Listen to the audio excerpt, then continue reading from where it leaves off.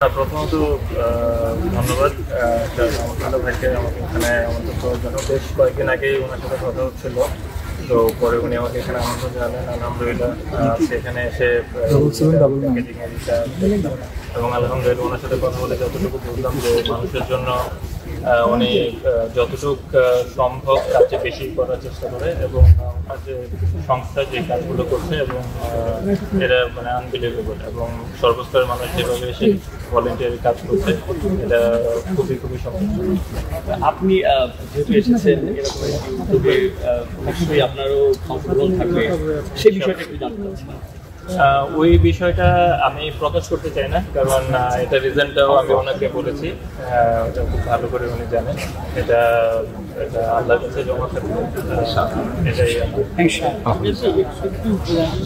এই এত বড় একটা বন্যা হয়েছে, সাধারণ মানুষও কিন্তু আমরা দেখেছি এই শুধু মানুষ ঝাঁপিয়ে পড়েছে। আমরা টিএসসি থেকে শুরু করে সবখানে কিন্তু মানুষের যে উপস্থিতি বা এইরকম যে এগিয়ে আসা আগে কিন্তু হয়নি। এটি আসলে মানুষের মধ্যে যে মানবিকতাটা বাড়ছে কিনা বা এত বড় বন্যার কারণটা অবশ্যই আমার কাছে মনে হয় এটা মানুষের ভালোবাসার টান, আল্লাহর অশেষ রহমত এবং মানুষের প্রতি মানুষের ভালোবাসা না থাকলে এই জিনিসটা হয়তো হতো না। মানুষের যে টান এটা আমার ভাই আরেকজনের ভাই সন্তান সন্ততি সবাই আমরা চাই, তো এই কারণে হয়তো বা এই জিনিসটা হচ্ছে এবং খুবই ইতিবাচক একটা দিক। সর্বোপরি এটা আল্লাহর অশেষ রহমত। এখানে আরেকটু কমপ্লিমেন্ট আছে যে আমরা দেখি যে সারা দেশব্যাপী সংগ্রহ হচ্ছে, বিভিন্নভাবে অংশগ্রহণ করছে অনেকে, কিন্তু আমার কাছে যতটুকু মনে হয়েছে যে আসনা ফাউন্ডেশন এটা সব থেকে বৃহৎ পরিসরে হচ্ছে এবং সর্বোচ্চ সংগ্রহ হচ্ছে বলে মনে হয়েছে।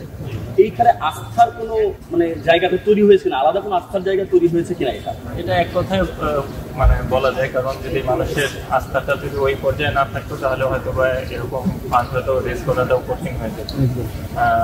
আমি আবারও বলছি এটা আল্লাহর অশেষ রহমত এবং এটা মানুষের আস্থার একটা প্রতিদানও বলতে পারে। বন্যার পানিতে ডুবে যত মানুষ মারা যান তার চেয়ে অনেক বেশি মানুষ মারা যান পানিবাহিত অসুখের জন্য।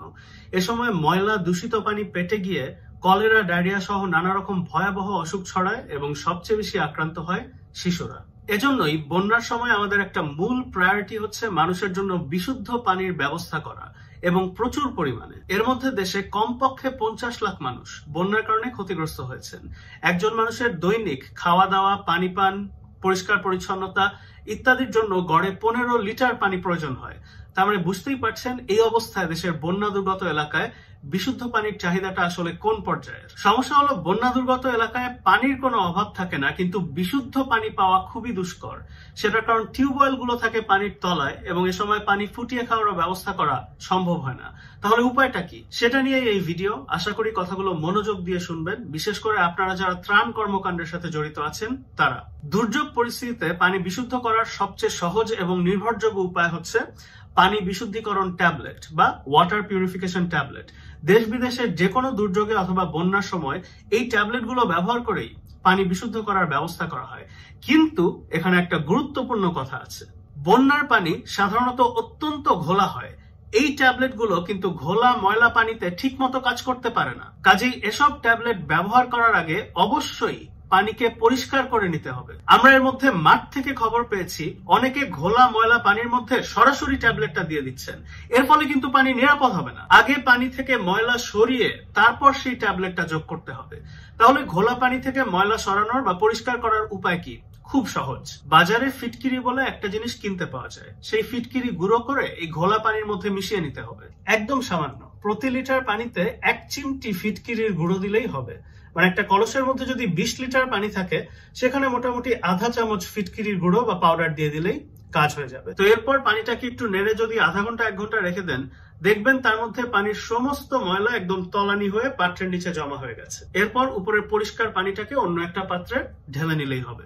ধরেন কথার কথা আপনার হাতে ফিটকিরি নেই অথবা পানিটা অত বেশি ঘোলা নয়, সেক্ষেত্রে কি করবেন? সেক্ষেত্রে যেটা করতে পারেন, যে কোনো কাপড়, মোটামুটি পরিষ্কার কাপড় হলেই হবে, শাড়ি, লুঙ্গি, গামছা যাই হোক না কেন, সেটাকে 4 ভাঁজ করে কলসের মুখে আটকে নেবেন। তারপর এই কলসের মধ্যে পানি নিলে এই কাপড়ের ছাঁকনি দিয়ে পানি ফিল্টার হয়ে মোটামুটি পরিষ্কার হয়ে যাবে। কিন্তু কাপড়টা ভাঁজ করে দেওয়াটা কিন্তু গুরুত্বপূর্ণ, কমপক্ষে 4 ভাঁজ যেন দেওয়া হয়, না হলে পানি ঠিক মতো ফিল্টার হবে না। তো এই ফিটকিরি অথবা পানি অত ঘোলা না হলে কাপড়ের ফিল্টার, এই 2 উপায়ে ঘোলা পানিকে পরিষ্কার করা যায়। কিন্তু পানি পরিষ্কার চেহারা দেখে কিন্তু খেয়ে ফেলবেন না। এই পানি এখনো বিশুদ্ধ বা নিরাপদ কিছুই হয়নি। পানি চোখে দেখে পরিষ্কার লাগলেও এর মধ্যে অসংখ্য রোগ জীবাণু গিজগিজ করছে। এই পানি পেটে গেলে আপনার বাচ্চার অসুখ হতে পারে। সেজন্যই এই পরিষ্কার পানিকে এবার জীবাণুমুক্ত নিরাপদ করতে হবে, যার জন্য ওই পানি বিশুদ্ধিকরণ ট্যাবলেট বা ওয়াটার পিউরিফিকেশন ট্যাবলেট গুলো দরকার, যেটার কথা ভিডিওর প্রথমে বলছিলাম। বাজারে এরকম বিভিন্ন জাতের ট্যাবলেট পাওয়া যায়, অ্যাকোয়াট্যাব আর হ্যালোট্যাব দুটো উদাহরণ। কতখানি পানিতে কয়টা ট্যাবলেট যোগ করতে হয় সেটা হচ্ছে প্যাকেটের গায়ে লেখা থাকে। যেমন এই 33 মিলিগ্রাম অ্যাকোয়াট্যাব ট্যাবলেটের ক্ষেত্রে 5 লিটারে একটা ট্যাবলেট দিতে হয়। তার মানে একটা কলসের মধ্যে যদি 20 লিটার পানি থাকে, সেখানে 4টা অ্যাকোয়াট্যাব ট্যাবলেট যোগ করতে হবে। অর্থাৎ 26 টাকার এক পাতা ট্যাবলেট দিয়ে এই প্রক্রিয়ায় 50 লিটার পানি বিশুদ্ধ করা সম্ভব। তো এই ট্যাবলেট পানিতে যোগ করার পর আধা ঘন্টা অপেক্ষা করবেন, মানে ওষুধটাকে তো কাজ করার একটু সময় দিতে হবে। এই সময়ের মধ্যে এই ট্যাবলেট পানিতে গলে গিয়ে যত রোগ জীবাণু আছে সব মেরে সাফ করে ফেলবে।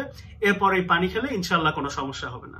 একমাত্র সমস্যা হচ্ছে এই পানিতে একটু গন্ধ থাকতে পারে, কিন্তু এটা ভয়ের কোনো কারণ নেই এবং এখানে অন্য কোনো পার্শ্ব প্রতিক্রিয়া বা সাইড এফেক্টেরও কোনো ভয় নেই। মনে রাখবেন, এই ট্যাবলেট গুলো কিন্তু নতুন ওষুধ না। দেশ বিদেশের যত রকম দুর্যোগ হয়, আমাদের দেশে এর আগে যত বন্যা, সাইক্লোন, রোহিঙ্গা শরণার্থী শিবির, সব রকম দুর্যোগে এই ট্যাবলেট গুলো গণহারে ব্যবহৃত হয়েছে। আপনারা ইনশাল্লাহ নিশ্চিন্তে এই ট্যাবলেট গুলো ব্যবহার করে পানি বিশুদ্ধ করতে পারবেন এবং নিজে এবং আপনার বাচ্চাকে খাওয়াতে পারবেন। কথার কথা মনে করেন আপনার হাতে ট্যাবলেট নেই, বাজারে স্টক শেষ বা কোনো কারণে পাওয়া যাচ্ছে না, তাহলে কি করবেন?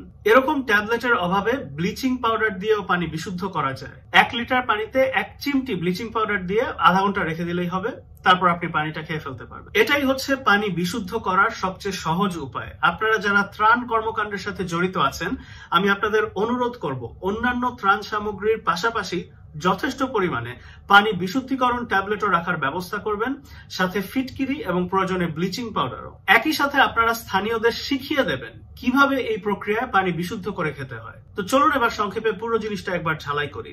পানি যদি বেশি ঘোলা হয়, তাহলে ফিটকিরি গুঁড়ো করে প্রতি লিটারে 1 চিমটি ফিটকিরি মিশিয়ে কিছুক্ষণ রেখে দেবেন। আধা ঘন্টা 1 ঘন্টার মধ্যে ময়লা নিচে থিতিয়ে পড়লে উপরের পরিষ্কার পানিটা আরেকটা পাত্রে নিয়ে নেবেন। যদি পানি অত বেশি ঘোলা না হয় অথবা হাতের কাছে ফিটকিরি না থাকে, তাহলে একটা কাপড় 4 ভাঁজ করে সেটা দিয়ে পানিকে ছেঁকে বা ফিল্টার করে পরিষ্কার করে নিতে পারেন। এভাবে পানি একবার পরিষ্কার হয়ে গেলে সেখানে ওই পানি বিশুদ্ধিকরণ ট্যাবলেট গুলো যোগ করবেন।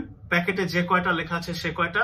ট্যাবলেট না থাকলে ব্লিচিং পাউডার প্রতি লিটারে 1 চিমটি। তারপর পানিকে আরো আধা ঘন্টা রেখে দেবেন, ওষুধটা যাতে কাজ করার সুযোগ পায়। বাস, বিশুদ্ধ পানি। তো আমি এই ভিডিওতে যে কথাগুলো ভেঙে বললাম, সেগুলোই আইসিডিডিআরবির একটা ছবিতে সুন্দর করে সংক্ষেপে দেওয়া আছে। পাশাপাশি তারা একটা ভিডিও বানিয়েছেন যেখানে পানি পরিশোধনের প্রক্রিয়াটা হাতে কলমে দেখানো হচ্ছে।